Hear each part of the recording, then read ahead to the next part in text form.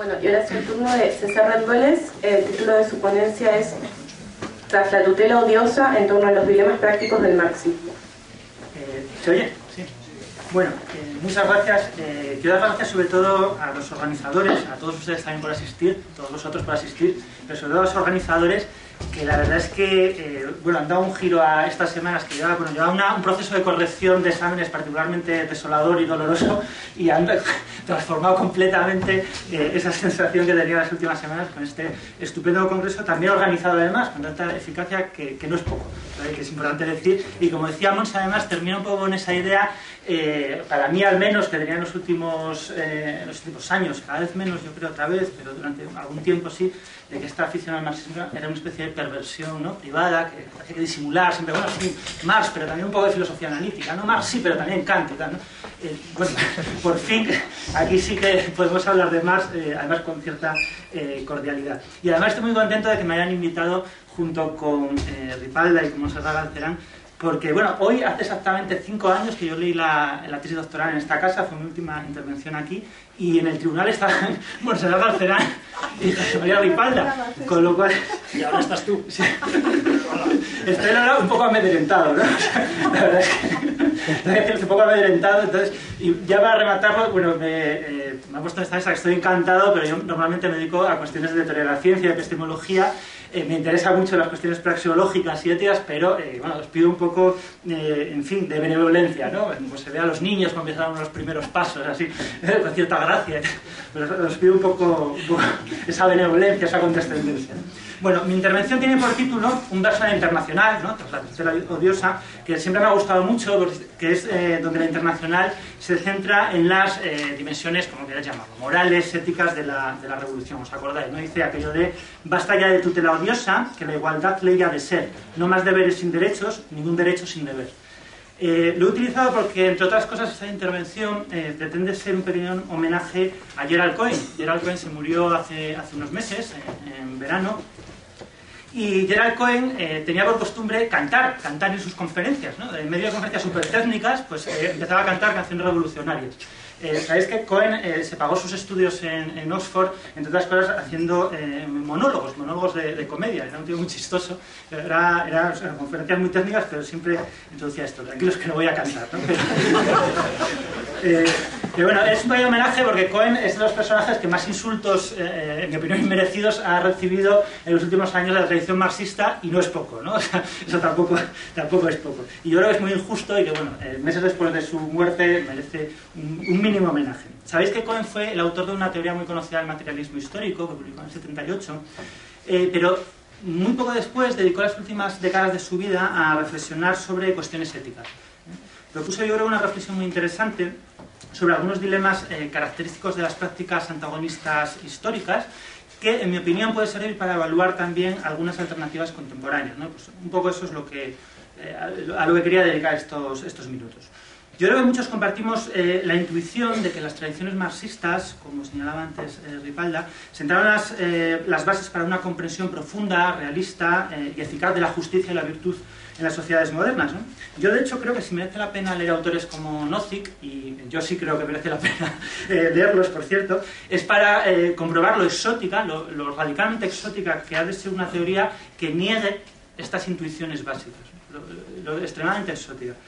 También creo que muchos estaremos de acuerdo en que, paradójicamente, esta comprensión de las tradiciones marxistas solo tuvo un desarrollo teórico marginal, y es curioso, ¿no? Yo creo que es llamativo. Si existe algo a lo que podemos llamar teoría marxista de la justicia y la virtud, pues lo cierto es que no ha ocupado un lugar central en las preocupaciones de los herederos de Marx.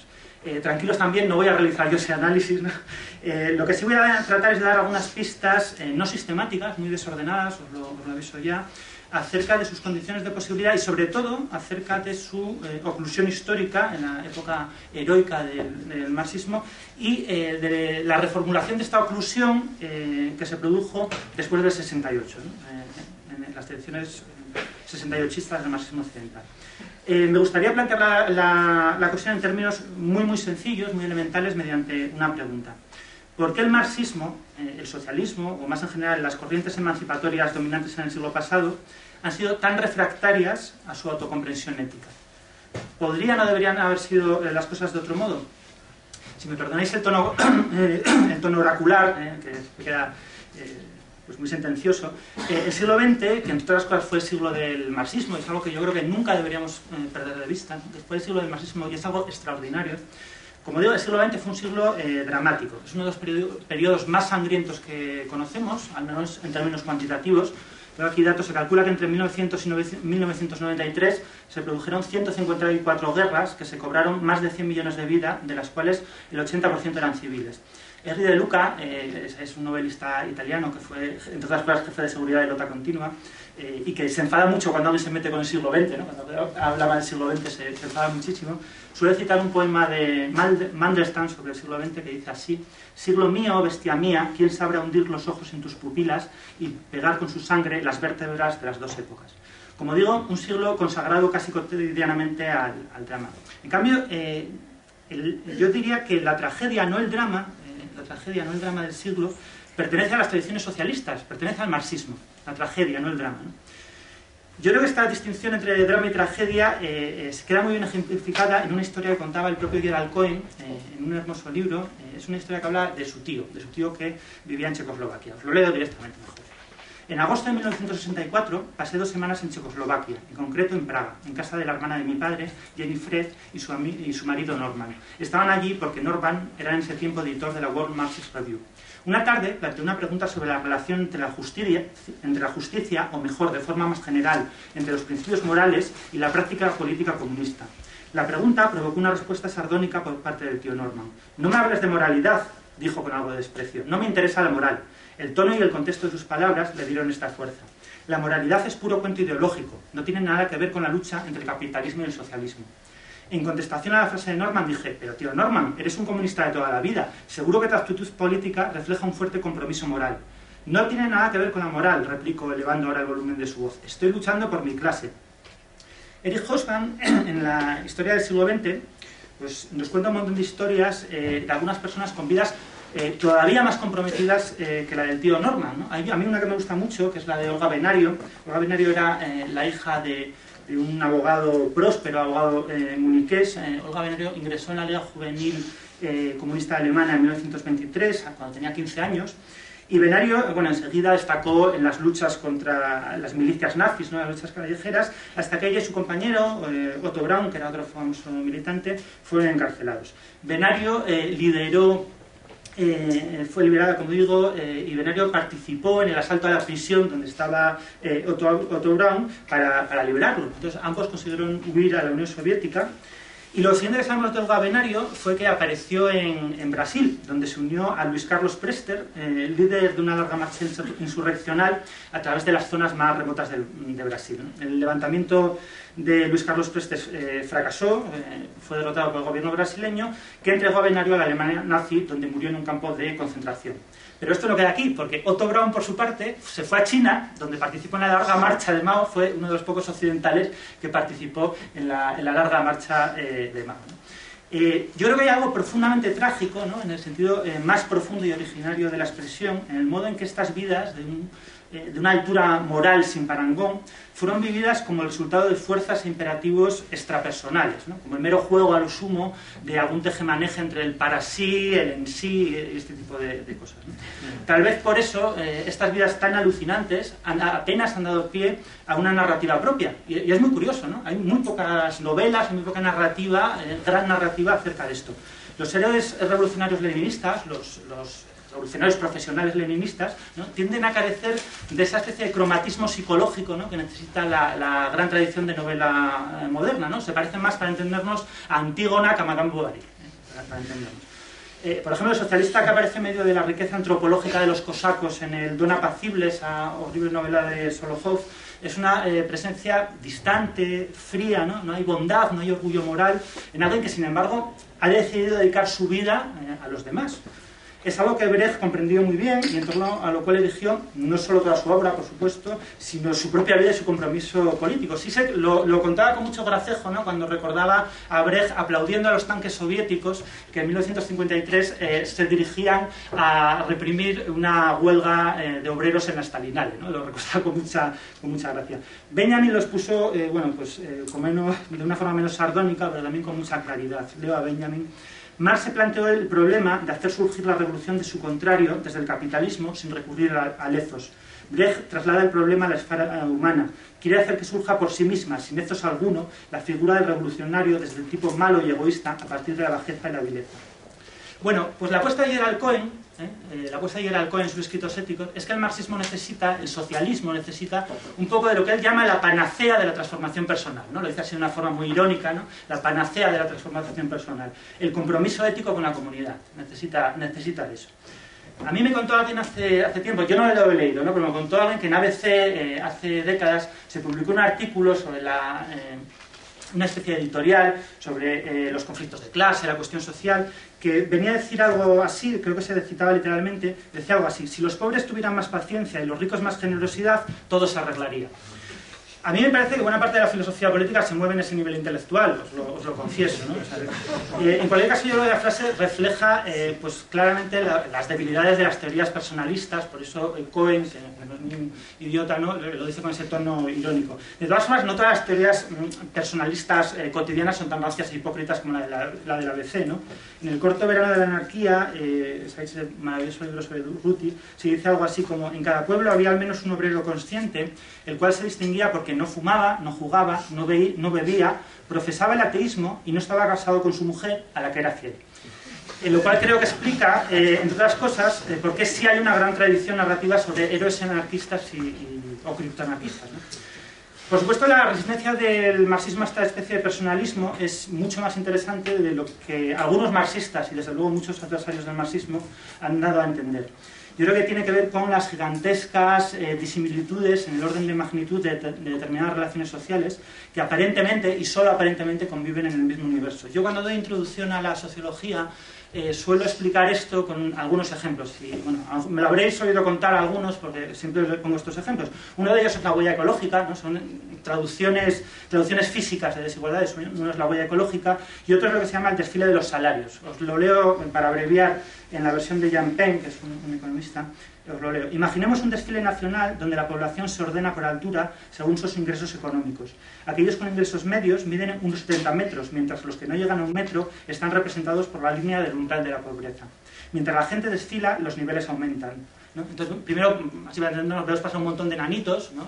Muy pequeños, de un metro, van pasando, y tú te dices: hombre, pero a ver, cuando llegamos a la media de unos 70, ¿no? Entonces el profesor de estadística que tienes al lado te dice: hombre, es que no es lo mismo la media que la mediana. Entonces, bueno, van pasando, al final llegan al 1,70, ¿no? Pero ya al final de todo llega lo interesante, ¿no? Cuando llegamos al 1% de la población, al último 1% de la población, notamos un extraordinario salto de altura.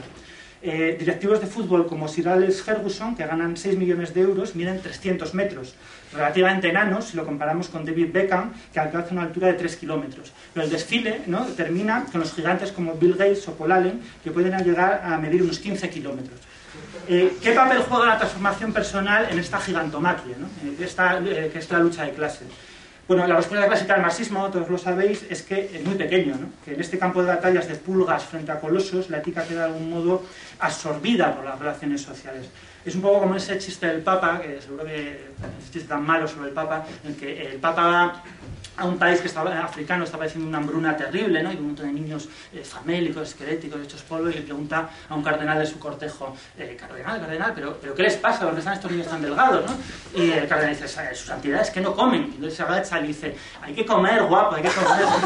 Pues eso es un poco lo que pasa, ¿no? Creo que todos entendemos que la naturaleza moral de las acciones pues padece al menos una cierta indeterminación, ¿no? La aparición de desproporciones estructurales, que tienen la magnitud de cataclismos, aumenta esta indeterminación hasta su completa indefinición semántica. Yo creo que esto no debe tomarse como una crítica a Cohen, o al menos en mi caso no lo es, ¿no? Yo creo que en realidad Cohen tiene razón, o al menos una parte importante de razón.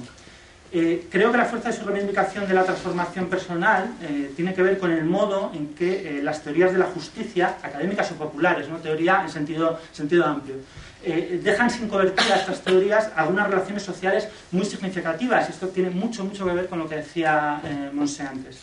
Os cuento una historia también, que yo creo que pone esto de manifiesto. Amartya Sen ha escrito un montón sobre esto, mucho mejor que yo, pero yo cuento una historia para abreviar y así yo creo que se entiende.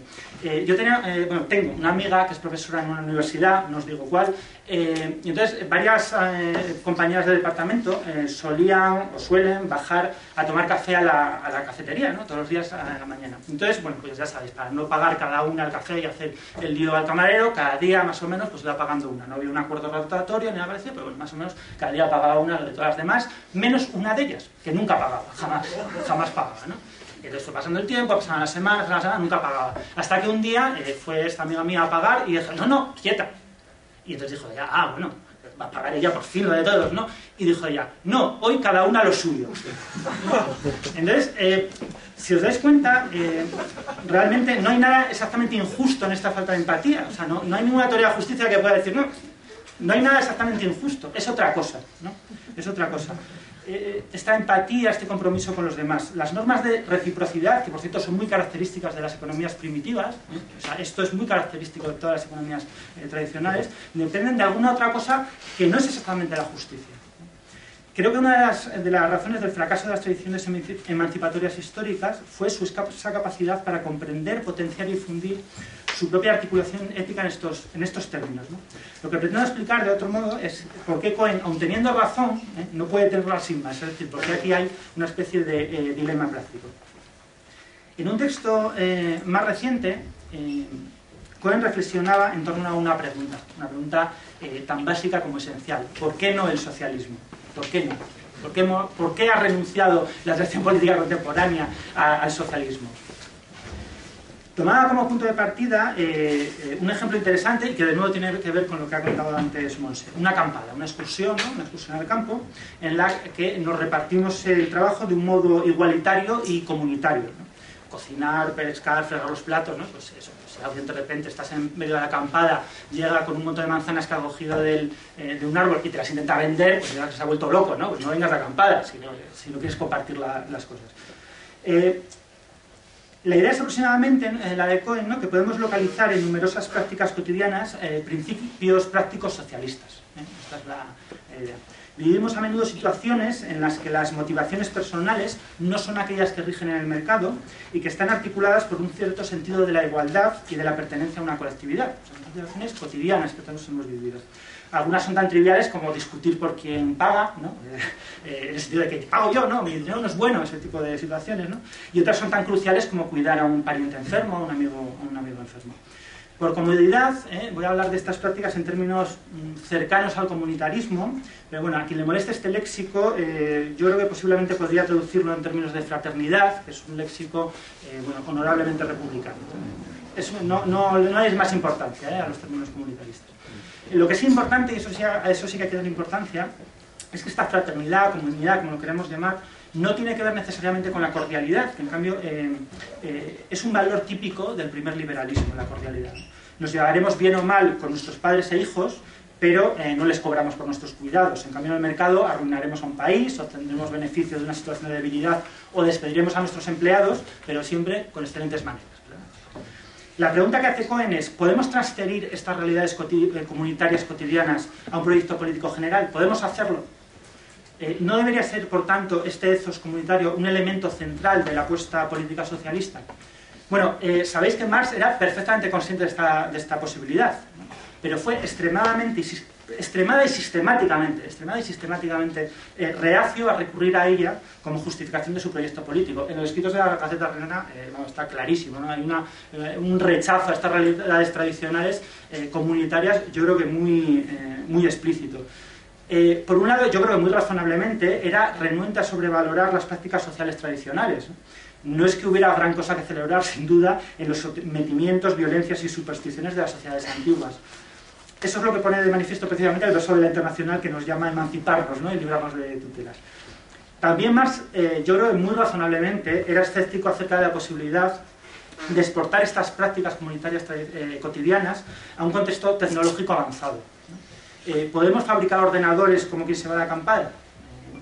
Sabemos que la desigualdad material tiene una historia, yo diría que relativamente breve, de apenas unos miles de años.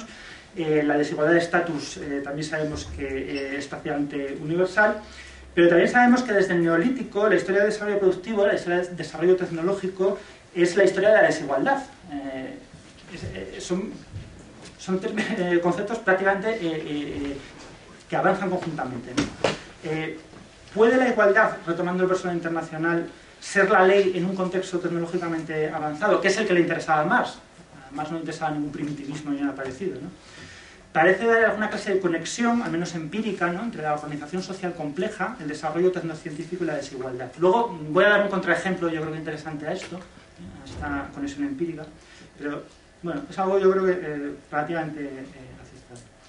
Así que, más precisamente, como el propio Cohen señala, el socialismo podría entenderse como un intento de buscar herramientas sociales que nos permitan extender los rasgos de generosidad y solidaridad que mostramos en determinados contextos cotidianos, pero con resultados material, ética y políticamente óptimos, ¿no? Del mismo modo que el capitalismo es un intento extraordinariamente exitoso desde cualquier punto de vista de extraer la máxima utilidad social del egoísmo y el miedo cotidianos, ¿no? Yo creo que es un mérito, si se puede llamar así, que no le podemos negar al capitalismo en ningún caso, ¿no? En el programa socialista sintetizado, que como lo sintetiza Cohen también, yo creo, destacan 3 subprogramas. Seguro que hay muchos más, pero yo creo que estos 3 subprogramas son difícilmente discutibles, no quiero negar que haya muchísimos más. Un programa político de democratización radical mediante la eliminación de las desigualdades materiales y políticas, un subprograma de desarrollo material y social no mercantil, aquello, ¿os acordáis?, ¿no?, lo que decía Lenin de los soviets más electricidad, ¿no?, que es un resumen maravilloso de esto, y un programa normativo de desarrollo del compromiso personal con el prójimo.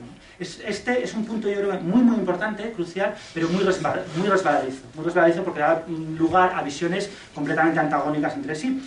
Cohen hace un planteamiento de mínimos que me parece muy interesante. No solo critica el mercado porque dé lugar a sufrimientos materiales o desigualdades sociales, sino porque las motivaciones que nos mueven en el mercado, el miedo y el hambre, de Adam Smith para entendernos, ¿no?, esas motivaciones son moralmente repugnantes. Esta es la clave de la cuestión para Cohen. No tanto los efectos materiales o sociales, sino que esas motivaciones son moralmente repugnantes. Y ponen en cuestión precisamente algunas de las bases más apreciables que fomenta el vínculo de esas comunidades humanas de las que hablaba precisamente antes Monse. Dicho de otro modo, el vínculo social en el capitalismo, las motivaciones morales capitalistas, se basan en los vínculos sociales más despreciables, esos que han dominado las sociedades más violentas y aterradoras.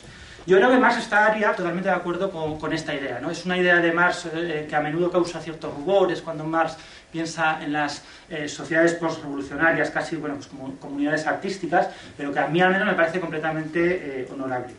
Conocemos algunas vías clásicas para desarrollar este programa. Bueno, hay 2 muy famosas, de las que bueno, no me voy a detener mucho porque todas las conocéis, ¿no? Alguna clase de socialismo, alguna clase de engranaje entre socialismo y mercado. No pienso solo en las tradiciones socialdemócratas, sino en las más recientes alternativas de socialismo de mercado, por ejemplo la de John Romer. O bien, una segunda vía es la planificación burocrática de la producción y de la vida en comunidad. Existen otro tipo de alternativas, luego analizaré una muy reciente, pero de momento me gustaría hablar mínimamente de estas 2. Yo creo que ambas apuestas tienen aspectos que a mí al menos me resultan razonables y no quiero hacer una caricatura de ellas, como muy a menudo se hace, ¿no? No son necesariamente el infierno orwelliano y el igualitarismo mercantil ni nada parecido. Yo creo que tienen rasgos que son, como poco, dignos de tomarse en consideración. Tampoco tiene mucho sentido analizarlas como 2 apuestas separadas, cuando es evidente que pueden ser solidarias, ¿no? Lo que me interesa aquí es señalar que un problema importante y común de ambas es que desatienden la enorme fragilidad empírica del vínculo social.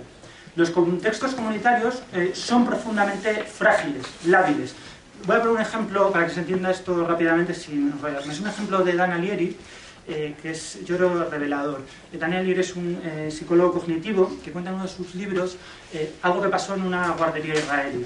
Es una guardería donde, como todas las guarderías del mundo, tiene el problema de que los padres suelen llevar tarde a clase a los niños, bueno, a la guardería a los niños, pues bueno, al camino de trabajo, ya sabéis cómo son las puertas de las guarderías, ¿no? Típicos circuitos de Fórmula 1. Entonces, como llegaban siempre los niños tarde, un poquito, 5 minutos, 10 minutos tarde, decidieron tratar de poner remedio. Primero mandaron un montón de cartas apelando al civismo de los padres, al compromiso con la educación de sus hijos, etcétera, pero aquello no funcionó. Entonces dijeron, bueno, pues vamos a poner un sistema de multas.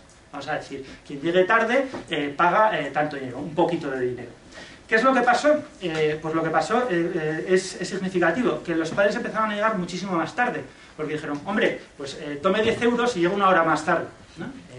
Efectivamente se rompió cualquier compromiso con la puntualidad y se empezó a llegar a cualquier hora. La gente sencillamente pagaba y se sentía autorizada a llegar cuando quisiera. Todos los de la guardia dijeron, Dios, esto es el desastre, un sin Dios. Vamos a dar marcha atrás. Pero no se pudo, porque entonces la gente, ¡oh! Ahora es gratis, pero esto es un chollo. No, o sea, ya no había compromiso, sino que era gratis.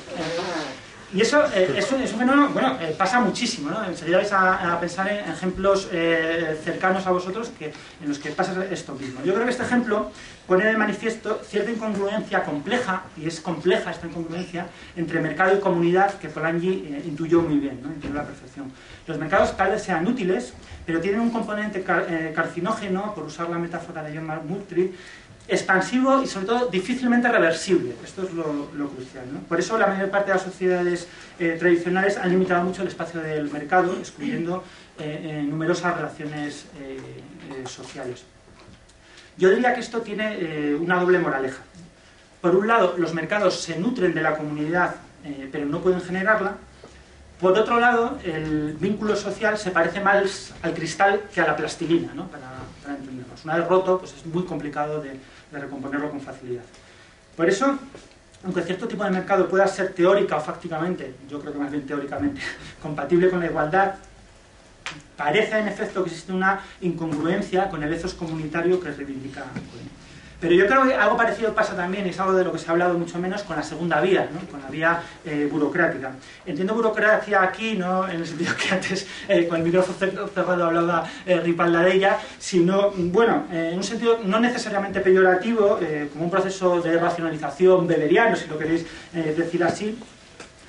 Yo creo que el problema no es tanto que la burocracia destruya el vínculo social, tal vez sí, pero no estoy seguro de ello, como que es incapaz de generarlo, ¿no? Eso es algo que en las universidades estamos viviendo de una forma muy vivida en los últimos años. Sabemos o conocemos bien la incapacidad de los protocolos administrativos, llámense ANECA o como se quieran llamar, para crear ese raro clima, ¿no? De exigencia científica, colaboración, rigor, ¿no? Tan característico de los contextos, de los genuinos contextos científicos, ¿no? Lo que generan es una especie de simulacro completamente espectral, esa es la palabra. Yo creo que cuando Marx celebra el poder del capitalismo como destructor de las viejas cadenas comunitarias, no solo en el Manifiesto, que es el lugar más famoso, sino también en el Capital, no era plenamente consciente de esta infertilidad social de algunas experiencias sociales, tanto mercantiles como extramercantiles. La moraleja de esto, y me parece crucial, de verdad que esto me parece un punto muy muy importante, es que no hay que confundir la piedra filosofal de la transformación personal, que reivindica Cohen, con la piedra filosofal del hombre nuevo, que es otra piedra filosofal completamente distinta. A lo mejor ambas son inútiles, metafísicas, ridículas, pero son dos cosas diferentes, ¿eh? O sea, me parece importante subrayarlo. Yo creo que la fragilidad de las comunidades complica un poco más el programa socialista, ¿no? El socialismo de fundar nuevas relaciones sociales basadas en la cooperación, tecnológicamente eficaces, con un diseño político ilustrado, teniendo en cuenta además lo improbable que es reconstruir una relación social de la nada. Bueno, con cierta frecuencia, al margen de estas dos vías, las grandes vías que acabo de mencionar, se han planteado alternativas socialistas o criptosocialistas a la convivencia con el mercado y a la planificación burocrática.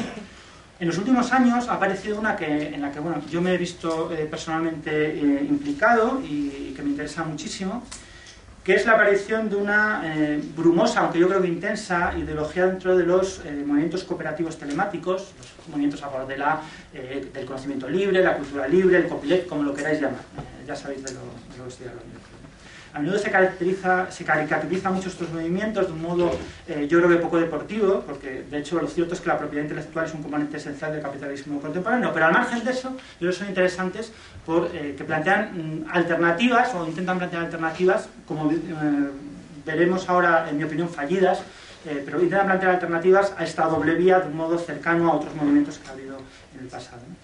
El tipo de cooperación, y cooperación es en este contexto una palabra absolutamente fetiche que se plantea en estos movimientos, yo creo que se caracteriza por carecer casi completamente de un respaldo comunitario en su sentido tradicional, ¿no? Es injusto generalizar, pero en esta esfera la cooperación tiende a entenderse como una especie de concurrencia en un espacio comunicativo totalmente depurado, ¿no?, de individuos unidos casi solo por intereses similares: la programación de software, las cuestiones legales, la creación artística, la redacción de una enciclopedia, etcétera, etcétera. Curiosamente, o no, al menos en algunos casos, estas comunidades tan frágiles tienen, sin embargo, una fortísima agenda moral. O sea, como sabéis muchos, hay partidarios del software libre muy conocidos, que sostienen literalmente la inmoralidad de desarrollar y utilizar software propietario, además en unos términos muy categóricos, ¿no? En este contexto, yo creo que es relevante y novedoso la producción de sociabilidad. Tiende a aparecer entregada a la tecnología, ¿no? Los proyectos cooperativos telemáticos, cibernéticos, están basados en procedimientos técnicos un tanto indiferentes a las identidades personales empíricas, en los cuales se recompone la actividad social, la sociabilidad, por medio de artefactos, de tecnologías participativas que aunan, por así decirlo, pues fragmentos, ¿no?, fragmentos de solidaridad, del mismo modo que Wikipedia aúna fragmentos de erudición de cada uno de nosotros, ¿no? Las comunidades surgen así como a partir de fragmentos sin ese compromiso ético tradicional característico de las comunidades antiguas. Algunos defensores de este modelo alegan que así, y lo alegan de una forma muy explícita, se ha resuelto el dilema socialista, ¿no? Estos movimientos combinarían eficacia económica, igualitarismo, democracia liberal y compromiso ético con la comunidad. Bueno, literalmente Michel Bauwens lo plantea así, ¿no? Plantea la utopía del peer-to-peer de una forma completamente explícita. Según sus partidarios, este modelo permitiría renunciar al elogio comunitarista de la transformación personal que hace Cohen y limpiaría el programa socialista de residuos tecnológicos, ¿no?, y todo ello sin incurrir en vicios mercantilistas, burocráticos o estatalistas. Bueno, yo creo que esto es un error, ¿no? O sea, yo creo que es una ficción absoluta. Yo creo que cada vez resulta más evidente que hay una matriz de fracaso sistemática en muchos de estos proyectos, concretamente en aquellos que necesitan un mayor contacto con el mundo analógico, ¿no?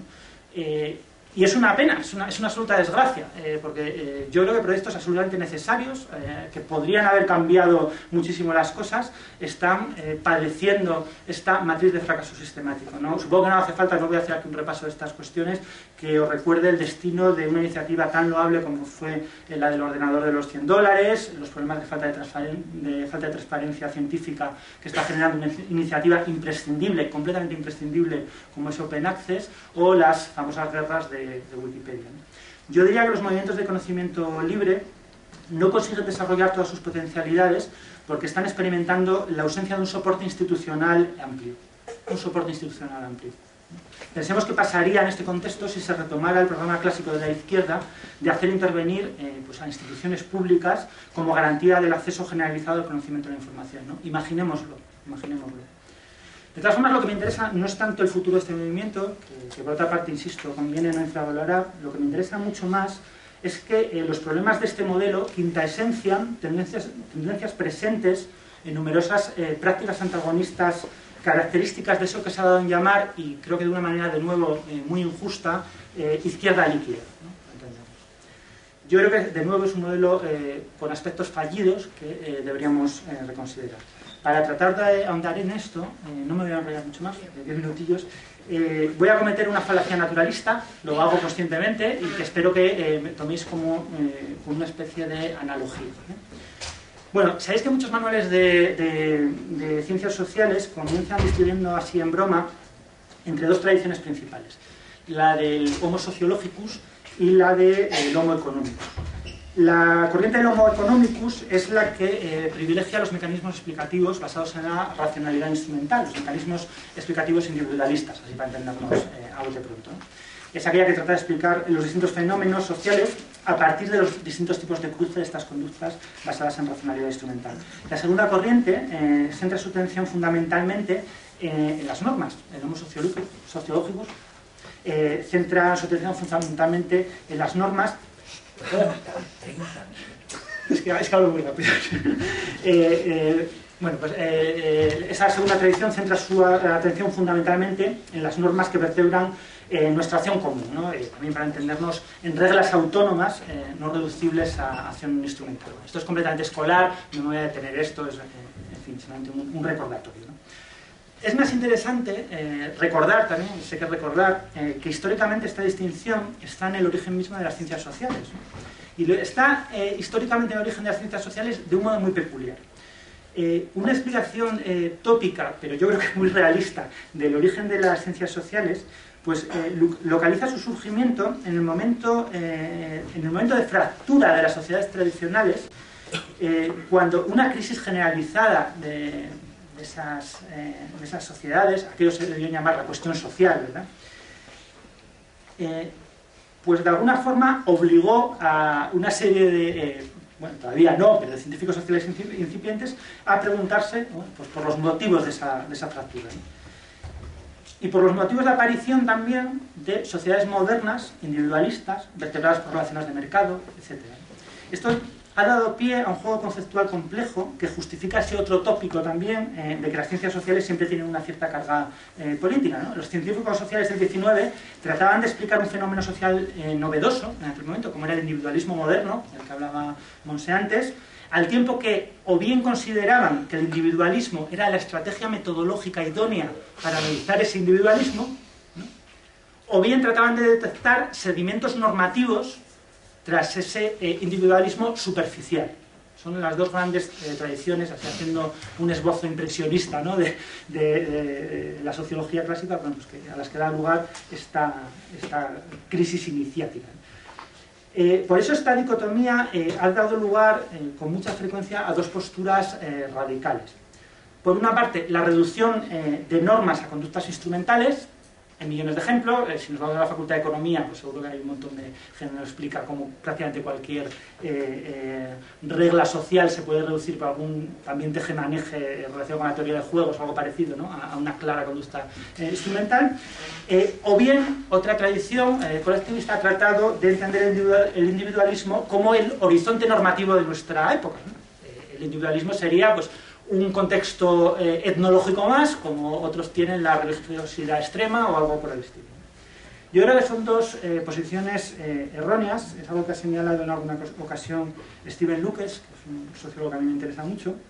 A mí me parece que la única forma razonable de entender la relación entre conducta instrumental y reglas es como un continuo. Sé que bueno, es una tesis bastante poco emocionante, es más o menos lo que suele pasar en los contextos praxeológicos, ¿verdad? Pero a pesar de ser poco emocionante, lo cierto es que no hay mucha gente que la sostenga.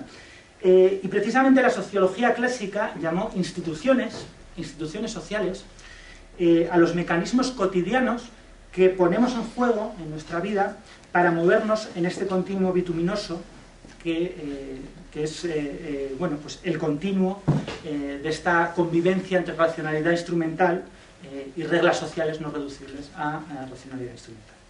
Yo creo que en parte, no totalmente, pero sí en parte, se puede reformular el problema de los distintos subprogramas de la alternativa socialista, eso que Cohen consideraba un dilema, como el de una cierta tensión entre racionalidad instrumental y contextos normativos. Por eso me gustaría proponer, en fin, que tomáramos en consideración, y lo dejo así simplemente como que tomáramos en consideración una panacea todavía más irritante y más reaccionaria que la que propone Cohen, ¿no? Como es la relativización de la distancia entre comunidad e individuo y, sobre todo, lo que me interesa que tomemos en consideración es una guinda pragmática de esta tesis al borde del holismo patafísico, ¿verdad?, que es la recuperación de una de las vías más abandonadas de la tradición socialista, como es un programa coherente y razonablemente concreto de transformación radical de las instituciones. Yo creo que el punto esencial aquí es que el ethos comunitario que Cohen reivindica no sale inmaculado de la mediación institucional. Creo que es un fenómeno sistemático que altera completamente los términos del problema. O sea, yo creo que este es el punto crucial, ¿no? Del mismo modo que, parafraseando a Margaret Thatcher, no hay tal cosa como el individuo atómico de la teoría de la elección racional. Sabéis que Margaret Thatcher decía una frase muy famosa: no hay tal cosa como la sociedad, ¿no? Pues del mismo modo que no hay tal cosa como el individuo atómico de la teoría de la elección racional, tampoco hay tal cosa como la comunidad, lo público, lo común o el prójimo sin más, ¿no? Yo creo que ese es justamente el error tanto de la apuesta estatalista como de los movimientos corporativos. Nos movemos en un continuo de situaciones institucionales que requieren distintos grados de implicación personal y que generan distintos vínculos sociales. Los lemas antiinstitucionalistas y comunitaristas falsean y simplifican mucho esta realidad. Yo, sé que es una tesis muy impopular, pero es que estoy convencido, ¿no? Me refiero a lemas como ese típico de lo personal es político y cosas de ese estilo, ¿no? Yo creo que falsean completamente esta realidad compleja. McIntyre propuso un ejemplo, yo creo que muy bueno, ¿no? Dice McIntyre, bueno, es cierto, ¿no?, que no obtengo el pan cada día por la generosidad del panadero. Eso es totalmente verdad, dice McIntyre, ¿no? Es que es una tesis de Diane Smith muy famosa. Pero bueno, si un día entro a la panadería y veo tirado en el suelo al panadero porque le ha dado un infarto y digo, uy, pues hoy no me va a poder vender el pan, mejor me voy a la panadería de enfrente. Pues seguramente eso dañará mi relación personal con el panadero, pero dañará también mi relación institucional con el panadero, que en este caso es una relación mercantil, la institución mercantil. Quedará irremediablemente dañada, no solo mi relación personal, también mi relación institucional. Yo creo que esta es la vía de análisis que eligieron Durkheim, Tawney, Polanyi, autores incómodos y marginales en los tiempos heroicos del marxismo, que estaban decididos a explorar las dimensiones institucionales de la economía. No voy a desarrollar aquí estas alternativas, sería imposible, pero son todos ellos autores tan decididamente opuestos a las corrientes antiinstitucionalistas, ¿no? Llámense estas de construcción, llámense estas genealogía, llámense estas teoría de la multitud, llámense estas biopolítica, o llámense teoría de la comuna, o como se llame la cosa esa de Ticún, ¿no?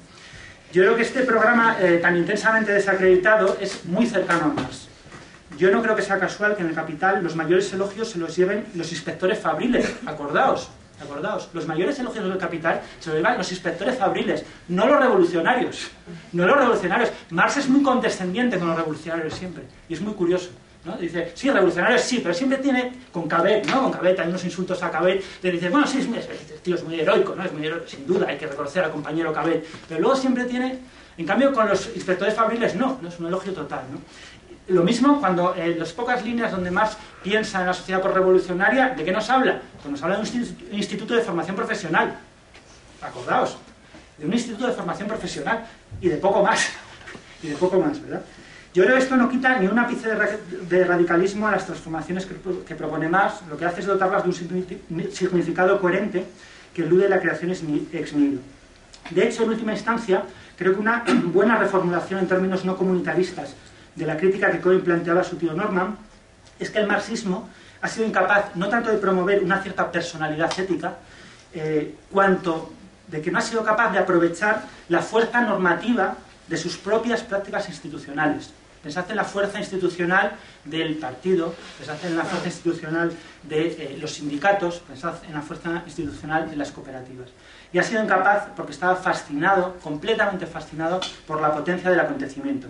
Y aquí me gustaría citar al Derrida más marxista, y se va a enfadar conmigo Ripalda, seguro, pero me da a perdonar, porque voy a citar... me da a perdonar. Cito a Derrida. Cierto pensamiento deconstructivo ha recurrido siempre a la reductibilidad de la afirmación y por tanto de la promesa como indeconstructibilidad de cierta idea de la justicia aquí disociada del derecho. Semejante pensamiento no puede funcionar sin justificar el principio de una crítica radical, interminable, infinita. Esta crítica pertenece abierta al porvenir absoluto de lo que viene, es decir, de una experiencia necesariamente indeterminada, abstracta, desértica, ofrecida, expuesta, brindada a la espera del otro y del acontecimiento. A mí, en cambio, me parece que frente a esta fascinación por los destellos constituyentes, ¿no?, común a muchos autores del marxismo post-68ista, a mí me parece que el socialismo tiene mucho más que ver con la frónesis en el entorno de lo constituido, ¿no? Algo que no guarda ninguna relación, por supuesto, con la celebración de la grasa facticidad ni con nada parecido. Yo creo que en algo así pensaba Walter Benjamin cuando escribía aquello de Marx dice que las revoluciones son la locomotora de la historia mundial, pero tal vez se trata de algo por completo diferente. Tal vez las revoluciones son el manetazo hacia el freno de emergencia que da el género humano que viaja en ese tren. Bueno, hace apenas unos días, unas semanas, una especie de conjura de sociópatas vestidos con trajes muy caros, ¿no?, se ha reunido, creo que en Bruselas, con la intención de dar un golpe de Estado en Grecia, todos lo sabemos, ¿no? Están dispuestos a terminar de arruinar ya por completo un país y dejar a millones de personas en una completa intemperie mercantil, basándose en una extraña doctrina metafísica. Sé que lo que voy a decir es muy injusto con Derrida, absolutamente injusto, y de nuevo se ha lanzado conmigo Ripalda, pero no se me ocurre una mejor definición, ¿no?, de que esta experiencia a la que va a llegar Grecia, de una experiencia indeterminada, abstracta, desértica, expuesta, ¿no? Yo creo que más bien deberíamos pensar en cómo fomentar una experiencia determinada, concreta, socialmente frondosa y resguardada. Eso que Polanyi, permitidme que recuerde a Polanyi otra vez, llamaba la economía como proceso institucionalizado. Bueno, muchas gracias.